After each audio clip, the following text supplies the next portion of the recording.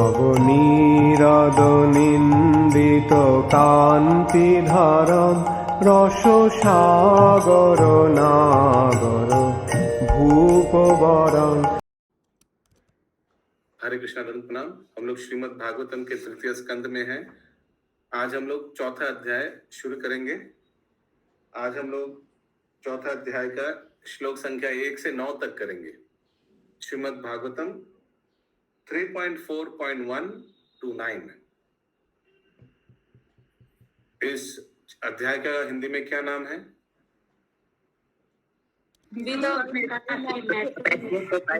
के पास जाना। ओके, प्रथम श्लोक। उद्धव उवाच अथ ते तदनुज्ञात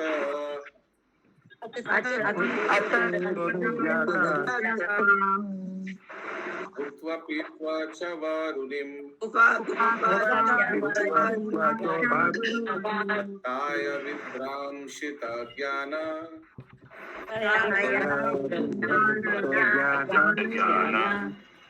दुरुक्तेर्मर्म पष्टुषु।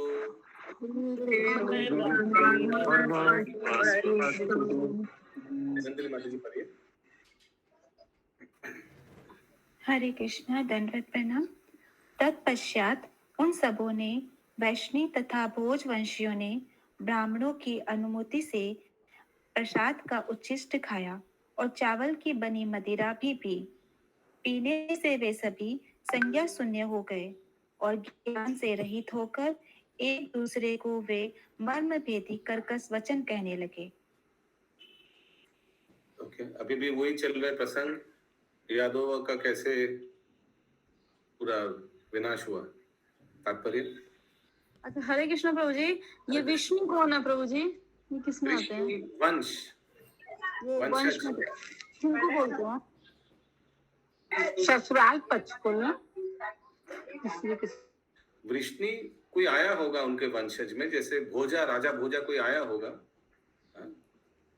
ठीक है, जैसे रघु राजा था, इसलिए रघुकुल में भगवान रामचंद्र जी आया। वृष्णि। ओके, या आगे। उत्सवों में जब ब्राह्मणों तथा वैष्णवों को भली भांति भोजन कराया जाता है तो अतिथियों द्वारा अनुमति दिए जाने पर आतिथ्य भोज का। अतएव वैष्णव तथा भोज वंशियों ने ब्राह्मणों से औपचारिक अनुमति ली और तब तैयार किया हुआ भोज्य पदार्थ खाया। क्षत्रियों को कतिपय अवसरों पर मदिरा पीने की छूट है, अतएव उन सबों ने चावल से बनी हल्की मदिरा का पान किया। ऐसे मदिरा पान से वे इतने संज्ञा शून्य तथा मूर्छित हो उठे कि वे पारस्परिक संबंधों को भूल गए और ऐसे कटु वचनों का प्रयोग करने लगे जो आपस में एक दूसरे के हृदय को आहत करने लगे।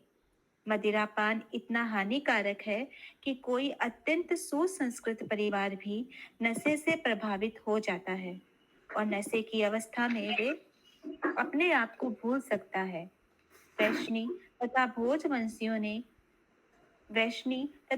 वंशियों से इस तरह अपने आप को भूल जाने की आशा नहीं की जाती थी, किंतु परमेश्वर की इच्छा से ऐसा हुआ और वे एक दूसरे के प्रति कटु बन गए। हरे कृष्ण। किसी का कोई प्रश्न है? अगला श्लोक। तेषां मैलेय दोषेण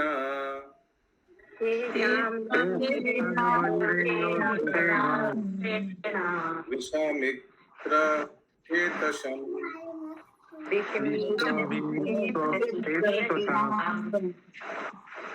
विलोचति रवव आसीत्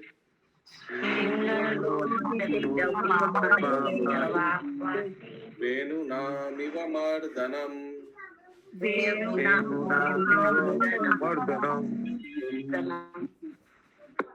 Yes, continue. जिस तरह बांसों के आपसी घर्षण से विनाश होता है, उसी तरह सूर्यास्त के समय नशे के दोषों की अंतःक्रिया से उनके मन असंतुलित हो गए और उनका विनाश हो गया। फिर से एक बार माता जी अनुवाद। जिस तरह बांसों के आपसी घर्षण से विनाश होता है, उसी तरह सूर्यास्त के समय नशे के दोषों के अंतरक्रिया से उनके मन असंतुलित हो गए और उनका विनाश हो गया। तात्पर्य? हरे कृष्णा प्रभु जी, जब- विष्णु और भोजवंशियों का क्या प्रभु जी? हाँ, यादव है, ठीक है,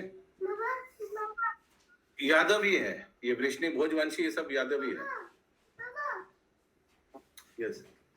जब जंगल में आग की हरे आवश्यकता कृष्णा प्रभु होती जी, है, दंडवत प्रणाम। हरे कृष्णा प्रभु जी। यस। प्रभु जी, पहले तो ये बताया गया ना कि वो वृष्णि और भोजवंश ये लोग को ब्राह्मण श्राप दिए थे मुनि लोग। हाँ हाँ।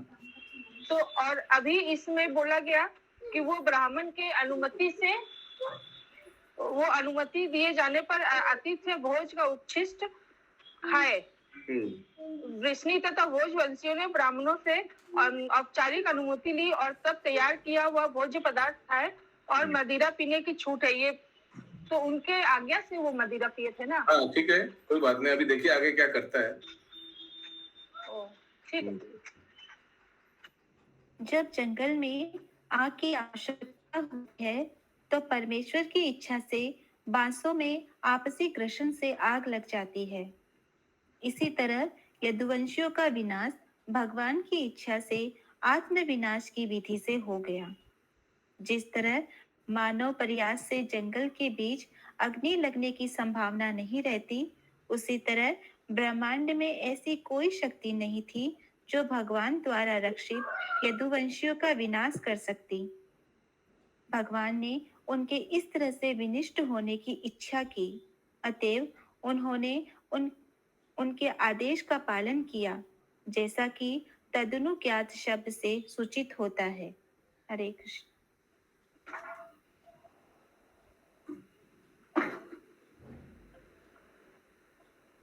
By the word तद अनुज्ञाता, कहाँ मिला तद अनुज्ञाता? श्लोका में तो नहीं है। पहला श्लोका में है प्रभु जी। पहला श्लोका में है। अच्छा, तो भगवत, अच्छा, बीइंग परमिटेड मानी भगवान ने भगवत इच्छा से ऐसे हुआ।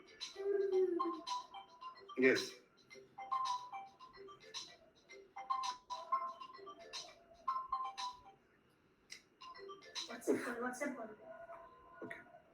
अगला श्लोक 3 नंबर। प्रभु यस। ये जो सेकंड लाइन है प्रभु जी इसमें कि इसी तरह यदुवंशियों का विनाश श्री भगवान की इच्छा से आत्म विनाश की विधि से हो गया। हाँ। तो आत्म विनाश की विधि क्यों, कौन सा? कैसे यदुवंश विनाश हुआ था? अच्छा, आत्म विनाश आप बताइए ना कैसे हुआ था विनाश, कैसे यदुवंश खत्म हुआ था? एक दूसरे को मारा ना,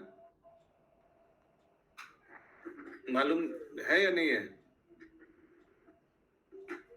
हरे कृष्ण, कहाँ चले गए? एनीवेज, ये संगिनी श्यामप्रिया माता जी। यस प्रभु जी, जो फर्स्ट नंबर श्लोका में है कि चावल से बनी मदिरा, तो चावल से भी मदिरा बनता है। हाँ, तो बहुत पुराना चीज है, चावल पचाकर मदिरा। पांता भात प्रभु। चुल्लू एक दिन पुराना पांता भात, अभी उसी को अगर 20 दिन पुराना होगा वो फिर वो अंकुश प्रभु जो बोला वही हो आज जाएगा। पहला बार जाने प्रभु, आज तक नहीं जानते। प्रभु मदिरा पीने से हो गया। नहीं है। यस, आगे आएगा सब, रुकिए ना, क्या हुआ मदिरा पीने से हुआ नहीं और क्या करता है हरकत सब देखिएगा आगे। यस, आगे ऐसा नहीं कि मदिरा पिया और लिवर सिरोसिस हो गया सब मर गया, ऐसा नहीं है। देखिए क्या करता है अभी। इस लाइन का मतलब पूछा ना, तो वही बोल रही हूँ मैं, जैसे आपने पूछा। तो कैसे सेल्फ डिस्ट्रक्शन हुआ, देखिए आगे पढ़िए कैसे एक दूसरे को मार दिया, सब अपने आप को ही मार दिया ऐसे, यानी यादव को ही मार दिया। मतलब आत्म विनाश का मतलब अपने आप को, मतलब अपने आप माने यादव को ही मार दिया, ऐसा नहीं कि बाहर अपने स्वजनों को विवेक शून्य हो गए, सब विवेक शून्य हो गए, तो एक दूसरे को अपमान करने लगे, झगड़ा होने लगा, फिर मारपीट होने लगा। तो अपने आप को माने यादव ने यादव को ही मार दिया, उसीलिए अपने आप को, ठीक है, उस हिसाब से आगे सब अपने परिवार वाले थे, अपने भाई बंद थे सारे। हाँ, अगला श्लोक ना, श्लोका, हाँ, अगला श्लोक भगवान स्वात्म मायाया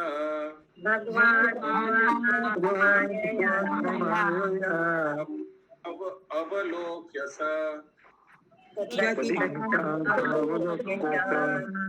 सरस्वती उपास्पृश्य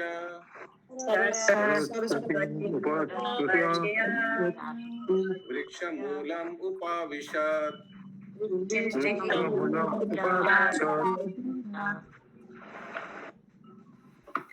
भगवान कृष्ण अपनी अतरंगा शक्ति से अपने परिवार का भावी अंत देखकर सरस्वती नदी के तट पर गए, जल का आचमन किया और एक वृक्ष के नीचे बैठ गए।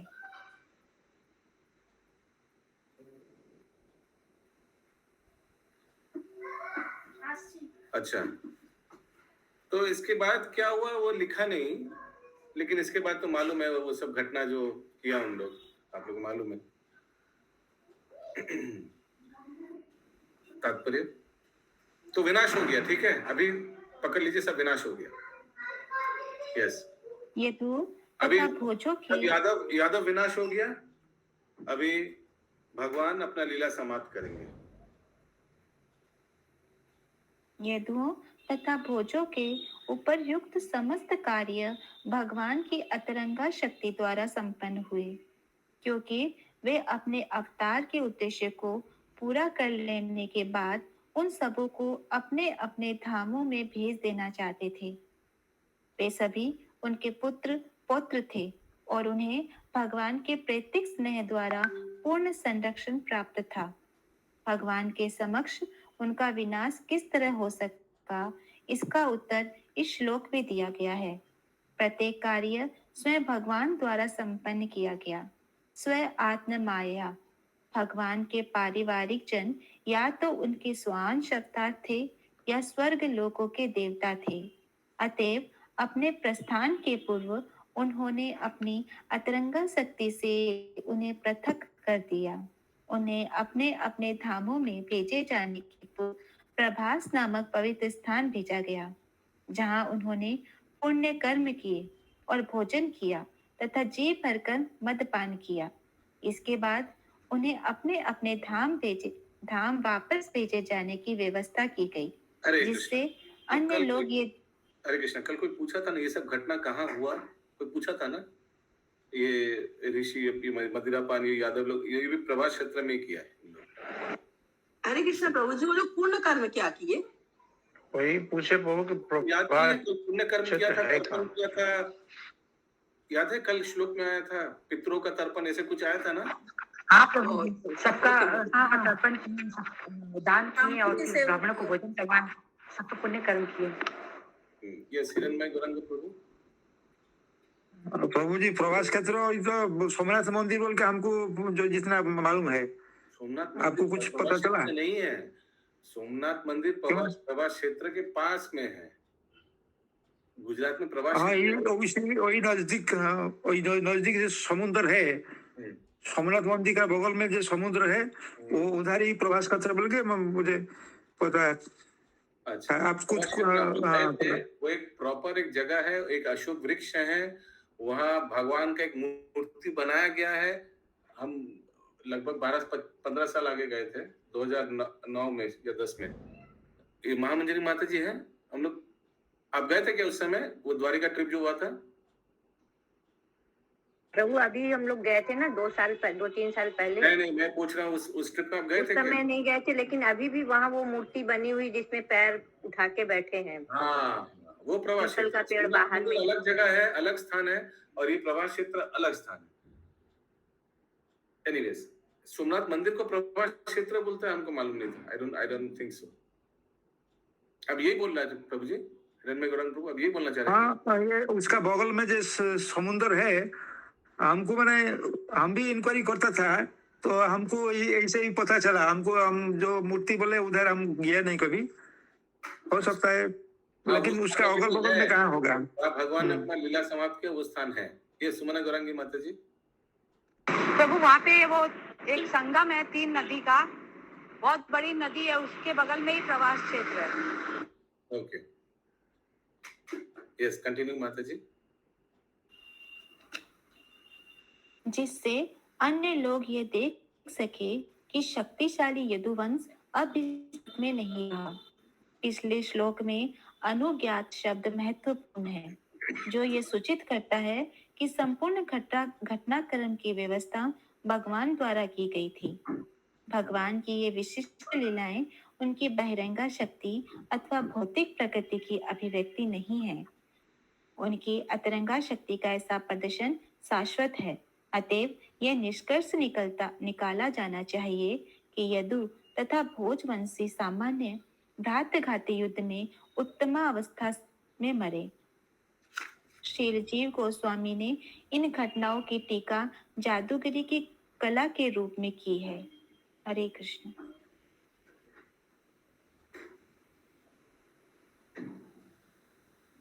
चौथा श्लोक। अहम चोक्तो भगवता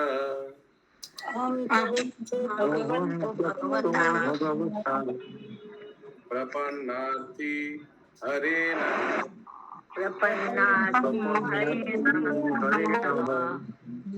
आदरिं त्वं प्रयाहिति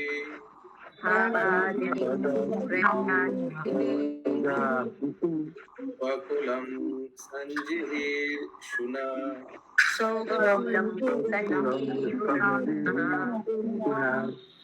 यस माता जी। भगवान उनके कष्टों का विनाश करते हैं जो उनके शरणागत है। अतएव जब उन्होंने अपने परिवार का विनाश करने की इच्छा की तो उन्होंने पहले ही बद्रिका आश्रम जाने के लिए मुझे कह दिया था। मुझे माने अशोक प्रभु किनको? ये तो उद्धव जी कह रहे तो उद्धव जी को बोले होंगे। यस यस माता जी। उद्धव जब द्वारिका में थे तो उन्हें उन कष्टों से बचने के लिए सचेत किया गया था जो भगवान के तिरोधान तथा यदुवंश के विनाश के बाद आने वाले थे। अच्छा, आश्रम जाने की सलाह दी गई। एक ही व्यक्ति बचा हुआ था, वो उद्धव जी ना? उद्धव जी भी तो यदुवंश में ही था। Only person. यस आगे। क्योंकि वहां वे नर नारायण के भक्तों का सानिध्य प्राप्त कर सकते थे और उनकी भक्ति की संगति में वे कीर्तन, श्रवण, ज्ञान तथा वैराग्य की अपनी उत्सुकता में वृद्धि कर सकते थे। हरे कृष्ण। यस किसी का कोई प्रश्न है? हरे कृष्ण प्रभु जी। हरे कृष्ण प्रभु जी ये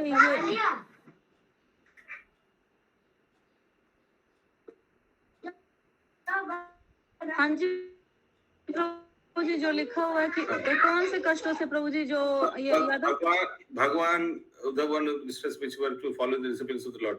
भगवान अब प्रकट होने के बाद तो ये कष्ट से बचने के लिए आगे से उनको बद्रिका आश्रम भेज दिया गया। भगवान जब प्रकट होंगे तो उद्धव को बहुत दुख लगेगा और भी बहुत चीज परिवर्तन होगा भगवान प्रकट के बाद। तो ये सब। हरे कृष्ण प्रभु जी। हरे कृष्ण प्रभु जी। जो मूर्ति का बारे में आप बोले उधर समुद्र है। श्री कृष्ण का जो मूर्ति आप लोग देखे थे उधर समुद्र है क्या?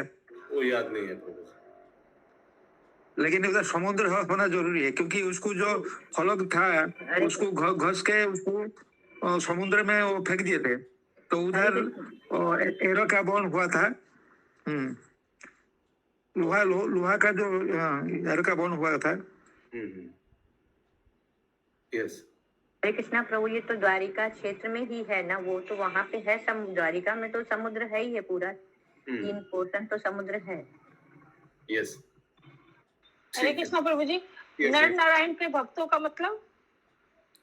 वो बद्रीनाथ में आप गए हैं? बद्रीनाथ में उधर नर नारायण ऋषि, वो कृष्ण अर्जुन का विग्रह नर नारायण, नर अर्जुन नारायण कृष्ण, तो उस रूप में भगवान बद्रीनाथ में है। तो उनका जो भक्त है जैसे जगन्नाथ के भक्त, ठीक है? यस मंजू माता जी म्यूट, मंजू माता जी म्यूट।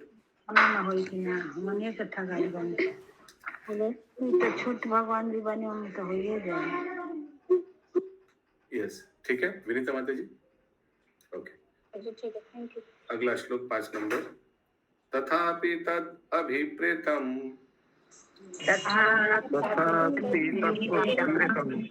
जानान अहम अरिंदम विश्वतो अन्वगामं भर्तु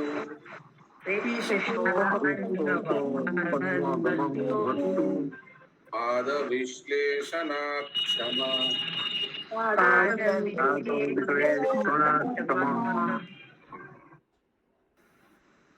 हे अरिंदम विदुर, वंश का विनाश करने की उनकी इच्छा जानते हुए भी मैं उनका अनुसरण करता रहा, क्योंकि अपने स्वामी के चरण कमलों के विछोह को सह पाना मेरे लिए संभव न था। फिर से एक बार।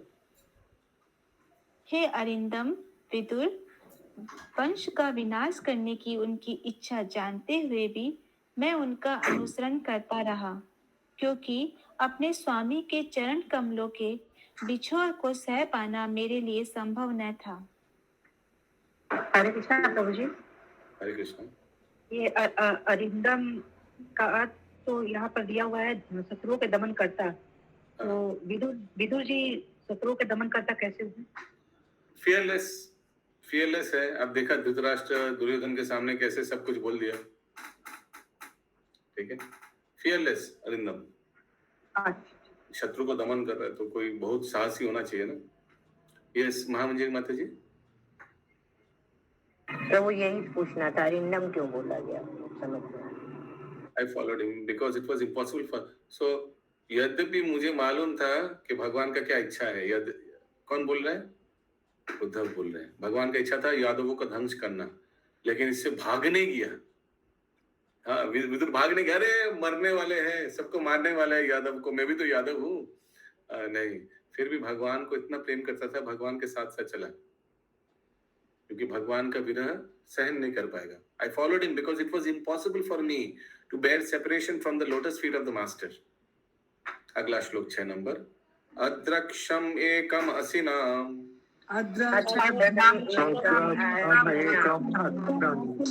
विचिन्वन्दैतं पतिं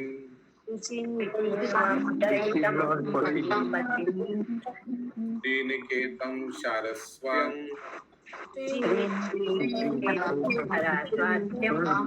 सुखकेतं अकेतनं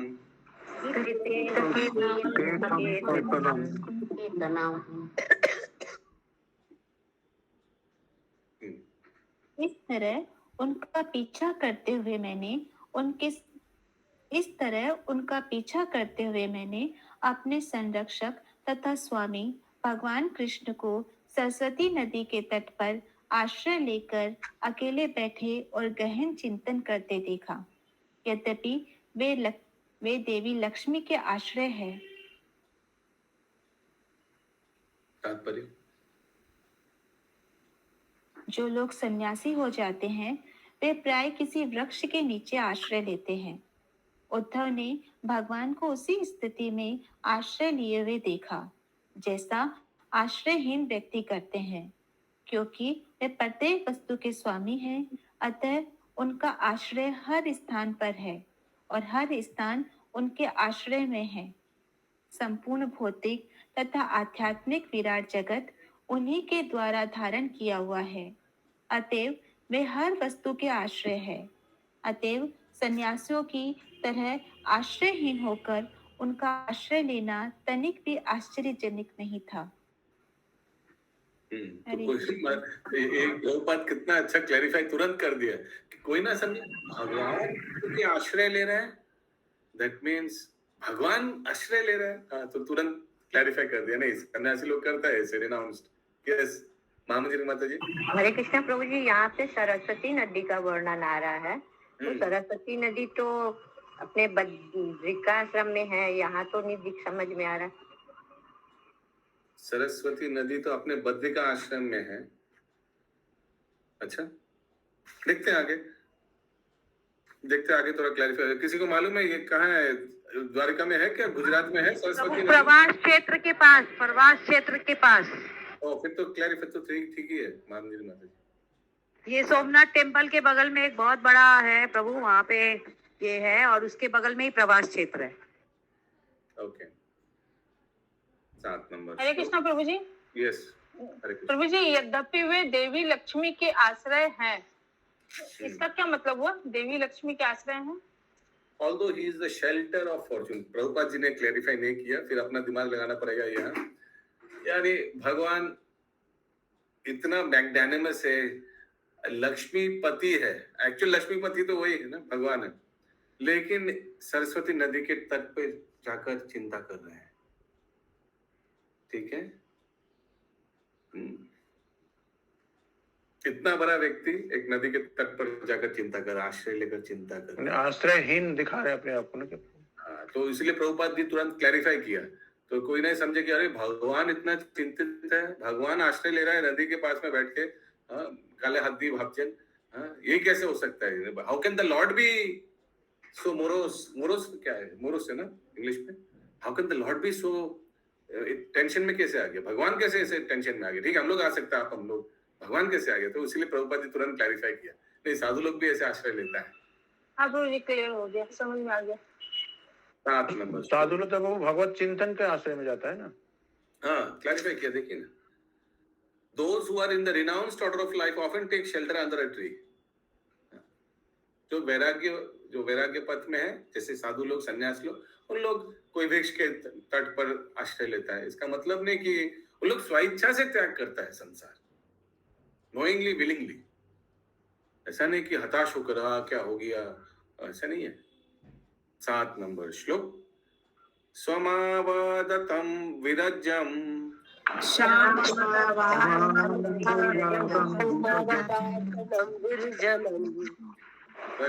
प्रशंसारुणलोचनं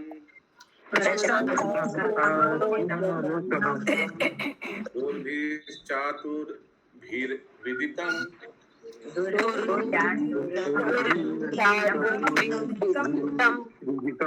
पीतको संवरेण च।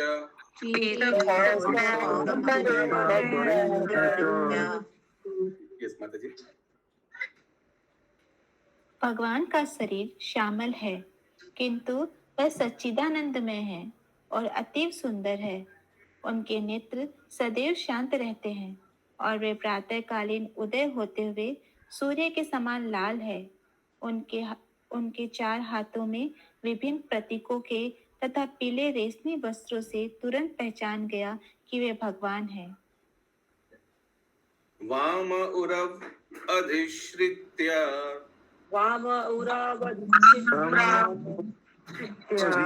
दक्षिणांघ्रि सरोरुहम्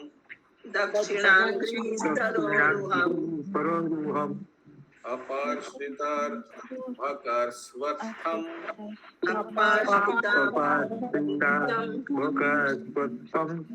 अकृशं क्रक्कपिप्पलम्।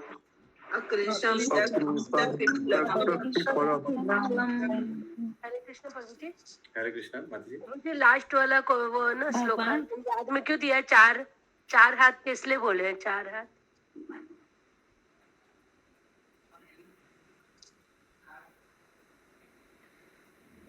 हाथ किस लिए बोला? पेड़ के नीचे जब बैठे थे तो आप चतुर्भुज रूप में बैठे थे। हाँ, भगवान चतुर्भुज रूप में थे उस समय। कृष्ण तो दो। हरे कृष्ण प्रभु जी। हाँ माता जी। इसके बारे में कह रहा है कि वो तुरंत पहचान गए कि वो पुरुषोत्तम भगवान है। वो तो ठीक है, 4 हाथ में क्यों है भगवान? भगवान तो द्वापर युग में 2 हाथ में ही आए।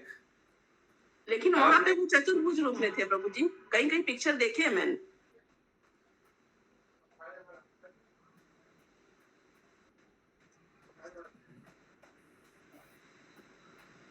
लेकिन ऐसे बोला गया कि उनके चिन्ह पीले वस्त्र, रेशमी वस्त्र।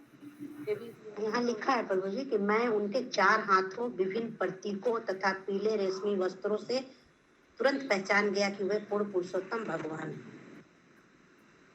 मैं एक फोटो शेयर कर रहा हूँ गूगल से। ये प्रभास क्षेत्र के फोटो है, सबको दिख रहा है?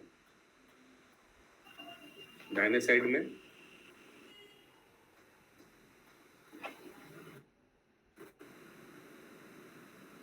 ठीक है, ऊपर वाला शंख और चक्र चतुर्भुज हाथ रूप में है ना प्रभु जी? में, शंख है हाथ में। बड़ी फोटो है ना साइड में वो वाली। चतुर्भुज- चतुर्भुज चतुर्भुज है प्रभु वहाँ पे। अभी दो भुज से 4 भुज हो गया भगवान। ओके हरे कृष्ण प्रभु जी। हरे कृष्ण। ये दो भुज वाला जो कृष्ण है और तो नंदन कृष्ण, दूसरा कृष्ण वृंदावन से बाहर तो जाते नहीं, ये चतुर्भुज वाला इसलिए होगा। अच्छा, तो द्वारिका में भगवान चतुर्भुज रूप में थे? नहीं प्रभु जी। दो भुज में। अरे, चतुर्भुज में आए थे और चतुर्भुज में जाना चाह रहे थे। हाँ, यस यस यस यस, ये हो सकता है। हरि बोल, एक्सीलेंट अशोक प्रभु, वेरी गुड। ओके, 8 नंबर श्लोक। नहीं, हाँ, अनुवाद माता जी।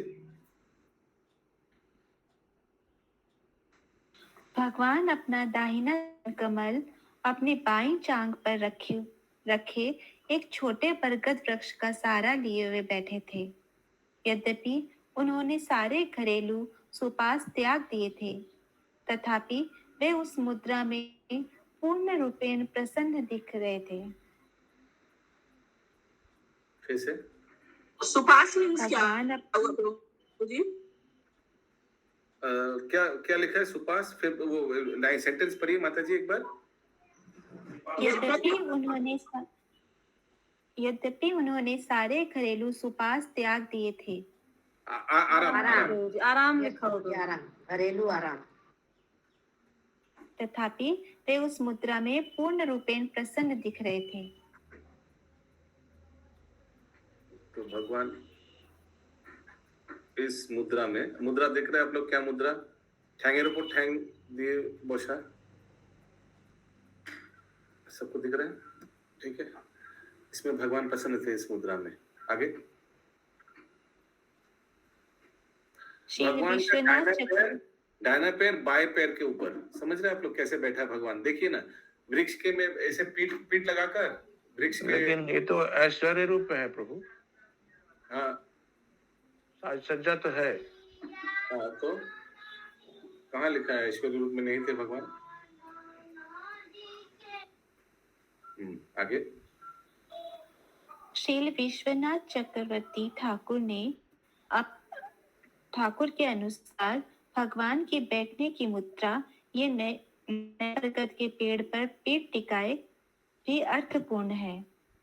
बरगद का पेड़ अश्वत्थ इसीलिए कहलाता है क्योंकि यहाँ पे तो बरगद लिखा हुआ है, यहाँ पे पीपल लिखा हुआ है। एक ही है, एक ही बात हो, पीपल और बरगद पे। आगे क्योंकि ये तुरंत नहीं नष्ट होता, यह अनेकों अनेक वर्षों तक जीवित रहता है। इस पेड़ के पांव तथा उनकी शक्तियां भौतिक अवयव है, जिनकी संख्या 5 है: पृथ्वी, जल, अग्नि, वायु तथा आकाश। बरगद के पेड़ द्वारा प्रदर्शित भौतिक शक्तियां भगवान की बहिरंगा शक्तियों का प्रतिफल है, अतएव वे उनकी पीठ के पीछे रखी गई है। चूंकि यह ब्रह्मांड सबसे छोटा है, इसीलिए बरगद के वृक्ष को छोटा या शिशु कहा गया है। त्यक्त पीपलम सूचित करता है कि अब वे इस छोटे से ब्रह्मांड में अपनी लीलाएं समाप्त कर चुके थे, किंतु भगवान नित्य तथा सदैव आनंदमय रहते हैं, इसीलिए उनके द्वारा किसी वस्तु को त्यागने या स्वीकार करने में कोई अंतर नहीं है। अब भगवान इस ब्रह्मांड को त्यागने तथा किसी अन्य ब्रह्मांड में जाने के लिए तैयार थे। जिस तरह सूर्य किसी एक लोक में उदय होता है और उसी समय दूसरे में अस्त होता है, किंतु इससे उसकी अपनी स्थिति परिवर्तित नहीं होती। भगवान भगवान ही रहते हैं।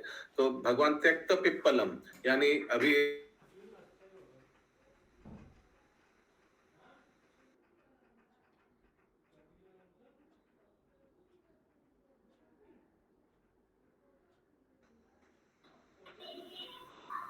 प्रॉब्लम से प्रभु।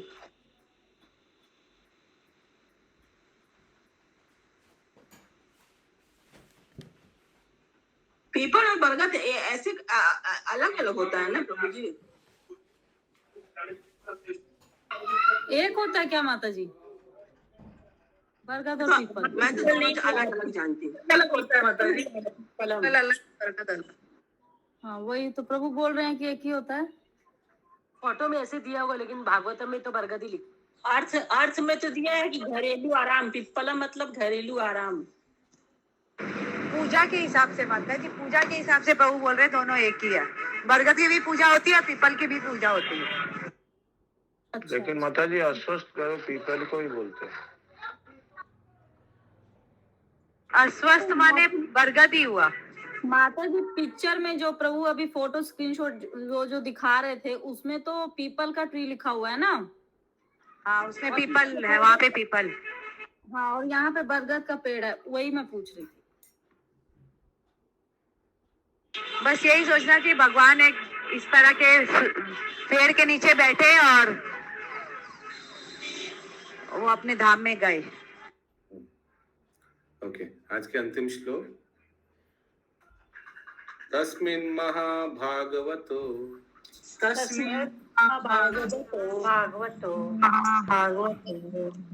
द्वैपायनाशुरिच्छख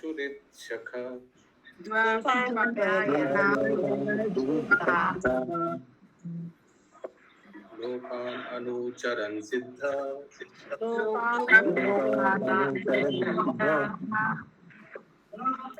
असासाद यदृच्छया।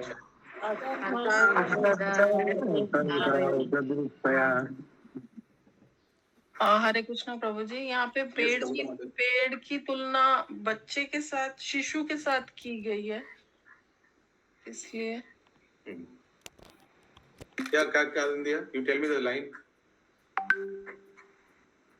And because this particular universe is the smallest of all, the banyan tree is therefore designated as small or as a child. This particular universe is smallest of all. ये particular ब्रह्मांड लिखा है क्या? वो छोटा है। अच्छा प्रश्न किया। किसी को मालूम है क्यों छोटा है? यस यस तो जी, ये सबसे छोटा है हम लोग का। हम लोग का ब्रह्मांड सबसे छोटा है। क्यों क्यों? ब्रह्मा जी का चार मुख है और सब ब्रह्मा का ज्यादा मुख था। हम लोग का सबसे कम था। जो ब्रह्मा जी गए थे द्वारका में कृष्ण को मुलाकात करने के लिए, तो कृष्ण द्वारपाल जाके जो बोला तो कृष्ण छोटा है। हाँ ओ हाँ, उधर जाकर उनका अभिमान टूट गया, क्योंकि इससे बड़ा ब्रह्मांड का ब्रह्मा जी लोग था। करेक्ट, एक्सेलेंट हिरण्मय गौरांग प्रभु। Fortunate to have you in the class. Savior always. Okay, yes. ठीक है कविता माता जी? नहीं प्रभु जी, नहीं। तो हिरण्मय गौरांग प्रभु जो बोल रहा था वो एक लीला था ना, जहाँ ब्रह्मा जी को गर्व था कि वो ब्रह्मांड के श्रेष्ठ जीव है, वो भगवान से मिलने जाते हैं, लेकिन जाकर देखते हैं लंबा लाइन है, बहुत ब्रह्मा, 5 मुख 10 मुख सहस्र मुख अनगिनत मुख उधर भगवान से भेंट कर रहे हैं। और उन लोग बड़ा ब्रह्मांड के ब्रह्मा जी थे। तो ये हम लोग का जो ब्रह्मांड का चतुर्मुख 4 मुख वाला वो छोटा ब्रह्मांड के थे। उसीलिए यहाँ लिखा गया है कि हम लोग का जो ब्रह्मांड है इसको एक छोटा पिप्पलम से तुलना किया गया। प्रभु जी, ब्रह्मांड तो छोटा है, वो तो ठीक है, लेकिन लिखा है इसलिए बरगद के वृक्ष को छोटा या शिशु कहा गया। बरगद के वृक्ष को क्यों छोटा और शिशु कहा गया? बरगद का वृक्ष तो बहुत बड़ा होता है। लेकिन शिशु वर्ड आता है ना श्लोक में। यंग। अर्भका का शब्द क्या है शशि माता जी? अर्भका अश्वत्थाम छोटा। अर्भक का छोटा लिखा हुआ समझ में आया अभी? ठीक है, समझ में आया नहीं में आया? आ गया प्रभु जी। मतलब बरगद का वृक्ष छोटा था, उस पे टिका है वो। ये छोटा बर्गर का पेड़ बोला, बर्गर का पेड़ को छोटा नहीं बोला, लेकिन इस ब्रह्मांड को छोटा बोला गया कि इसलिए छोटा बर्गर का पेड़ से तुलना किया गया। आज के अंतिम श्लोक, तस्मिन् महाभागवतो, ये हो गया ना श्लोक? हाँ प्रभु जी। Yes. ये भी हो गया। उसी समय संसार के अनेक भागों की यात्रा करके महान भगवत भक्त तथा महर्षि कृष्ण द्वैपायन व्यास के मित्र एवं हितैषी मैत्रेय अपनी इच्छा से उच्च स्थान पर आ पहुंचे। अरे कृष्ण, पहली बार आ रहा है मैत्रेय मुनि। ठीक है, अभी पूछेंगे विदुर जी बाकी। वो तो सुत गोस्वामी सौनकादि ऋषि को बोला उस श्लोक में, पहला वाला अध्याय का पहला वाला श्लोक में। हरे कृष्ण। फिर से एक बार अनुवाद पढ़िए। उसी समय संसार के अनेक भागों की यात्रा करके महान भगवत भक्त तथा महर्षि कृष्ण द्वैपायन व्यास के मित्र एवं हितैषी मैत्रेय अपनी इच्छा से उच्च स्थान पर आ पहुंचे। यस, सुचारू गोपी माता जी, अभी कौन कौन है फिर उपस्थित? कृष्ण व्यास के मित्र और श्री मैत्री मुनि उस स्थान पे आए थे। अभी कौन कौन उपस्थित है? प्रश्न का उत्तर दीजिए। विदुर के पास ही तो उपस्थित था ना प्रभु जी सब।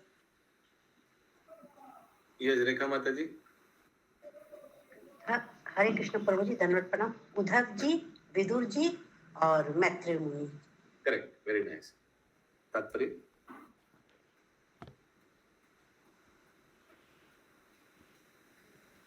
प्रभु जी इस समय शायद विदुर जी नहीं थे, क्योंकि अंतिम जो शिक्षा तो उद्धव जी को और मैत्रेय मुनि को मिली थी ना भगवान से।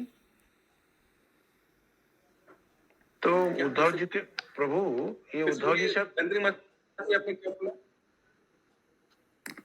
मेरे ख्याल से तो इस समय विदुर जी नहीं थे, क्योंकि भगवान जब अपने शरीर छोड़ रहे थे या प्रकट हुए तब मैत्रेय मुनि को शिक्षा दी थी ना। मैत्रेय उधर पहुंचा क्या? प्रभास क्षेत्र में पहुंचा, आप बोलना चाह रहे हैं? प्रभु ये जो कथा हो रही है,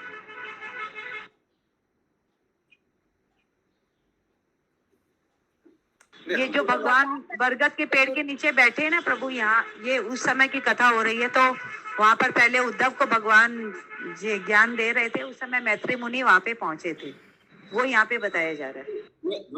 हमको लगा कि ये वार्तालाप जो हो रहा है विदुर और उद्धव के बीच, उस समय मैत्रेय मुनि आकर पहुंचे। नहीं प्रभु जी, वो उद्धव जी बता रहे हैं उस समय मैत्रेय मुनि। हाँ, उद्धव जी विदुर को बता रहे हैं। उस यहाँ पे सिर्फ जैसा हमको समझ में आ रहा है, विदुर जी, ये उद्धव है, कृष्ण जी हैं और मैत्रेय मुनि हैं। यस यस प्रभु जी। अच्छा, आप सही बोला विनीता माता जी। हाँ सही है नंदिनी माता जी। तो वो जो उद्धव पीछे पीछे जाते जाते जा रहा था, सरस्वती नदी के तट पर भगवान को देखा। हाँ, फिर भगवान ने एक वृक्ष के पीठ में लगाकर बैठ गया। उस समय मैत्रेय मुनि आकर पहुंचे ना, उद्धव और भगवान। Okay okay, excellent, thanks for clarification. Yes, तात्पर्य? मैत्रेय व्यासदेव के पिता महर्षि पराशर के शिष्यों में से थे। इस तरह व्यासदेव तथा मैत्रेय परस्पर मित्र तथा हितैषी थे। सौभाग्यवश मैत्रेय उस स्थान पर पहुंचे जहां भगवान श्री कृष्ण विश्राम कर रहे थे। भगवान से भेंट होना कोई सामान्य घटना नहीं है। मैत्रेय एक महर्षि तथा विद्वान दार्शनिक थे, किंतु शुद्ध भक्त नहीं थे। अतएव उस समय भगवान से उनकी भेंट किसी अज्ञात सुकृति अर्थात अज्ञात भक्ति के कारण हुई होगी। शुद्ध भक्त सदैव शुद्ध भक्ति में सेवा में लगे रहते हैं, अतएव भगवान से उनकी भेंट स्वाभाविक है। किंतु जब भगवान से ऐसे लोग मिलते हैं जो उस उचित स्तर पर नहीं होते, तो यह भेंट आकृति के भाव के कारण होती है। हरे कृष्ण। आकस्मिक, वो अज्ञात सुकृति उसे बोला गया है। उस लेवल पे नहीं है, लेकिन फिर भी भगवान का दर्शन हो गया, अज्ञात सुकृति, उसीलिए। यस, रेखा माता जी, अपने हाथ उठाए। नहीं प्रभु जी, कैसे